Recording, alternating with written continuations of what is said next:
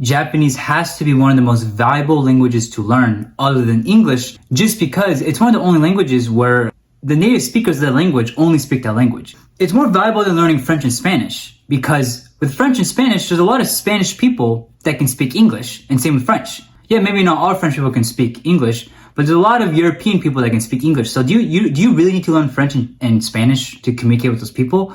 But when it comes to Japanese people, they don't know how to speak English. So the only way to communicate with Japanese people and to enter into the minds of Japanese people is by speaking in Japanese, is by speaking in their language. This is why I think Japanese is actually valuable. You know, people might think that the most valuable language is like the most widely spoken one, but I just look at it as like, what's the language where you can communicate with the most people? And the problem with learning Spanish is that there's a lot of Spanish people that can speak English already. So do you need to learn Spanish? Not really, because they'll just speak to you in English. Whereas like with Japanese people, it's like the only way you can speak to them is by speaking in Japanese.